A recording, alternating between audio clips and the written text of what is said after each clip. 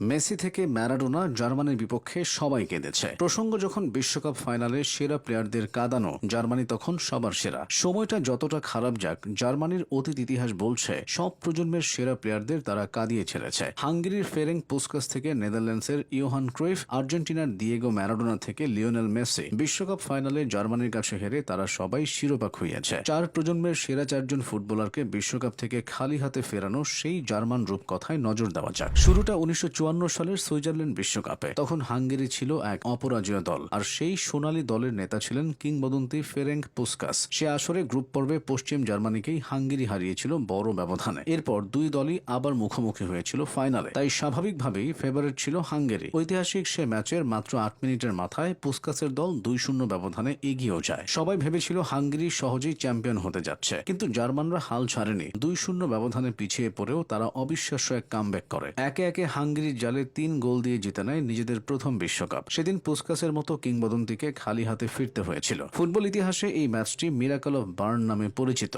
পরবর্তী পশ্চিম জার্মানির আত্মবিশ্বাস ও জাতীয় পুনর্জাগরণের প্রতীক হিসেবেও ইতিহাসে এই ম্যাচটি বিশেষ গুরুত্ব বহন করে। এর ঠিক 20 বছর পর 1974 বিশ্বকাপ, সে আসরে নেদারল্যান্ডসের কিংবদন্তি ইয়োহান ক্রুইফ তার টোটাল ফুটবল থিওরি দিয়ে ডাচদের ফাইনালে নিয়ে আসেন। প্রতিপক্ষ সেই পশ্চিম জার্মানি। ম্যাচের প্রথম মিনিটেই ক্রুইফের দুর্দান্ত এক রান থেকে পেনাল্টি পায় নেদারল্যান্ডস, তারা এগিয়েও যায়। কিন্তু জার্মানির রক্ষণভাগ আর বিখ্যাত স্ট্রাইকার গার্ড মুলারের সামনে নেদারল্যান্ডসের সব কৌশল শেষ পর্যন্ত ব্যর্থ হয়ে যায়। ম্যাচটিও জার্মানি 2-1 ব্যবধানে জিতে নেয়। ট্রফি উঁচিয়ে ধরার খুব কাছে গিয়েও ক্রুইফকে ফিরতে হয়েছিল খালি হাতে। নিজের প্রজন্মের সেরা খেলোয়াড় হয়েও বিশ্বকাপের ট্রফিটা আর ছোঁয়া হয়নি এই ডাচ জাদুকরের। এর পরের ঘটনাটি 1990 সালের ইতালি বিশ্বকাপের। ততদিনে দিয়েগো ম্যারাডোনা বিশ্বজয় করে ফেলেছেন। 1986 সালে একাই আর্জেন্টিনাকে চ্যাম্পিয়ন করেছেন। এরপর টানা দ্বিতীয়বার আর্জেন্টিনাকে ফাইনালে তোলেন তিনি। সামনে সেই জার্মানি। 86 ফাইনালে জার্মানি ম্যারাডোনার কাছে হেরেছিল, তাই 90 তারা ডিফেন্সে ছিল অতিরিক্ত সতর্ক। পুরো ম্যাচে ম্যারাডোনাকে কড়া পাহারায় আটকে রাখে জার্মান ডিফেন্ডাররা। এরপর ম্যাচের শেষ দিকে একটি পেনাল্টি থেকে গোল করে জার্মানি ম্যাচ জিতে নেয় 1-0 গোলে।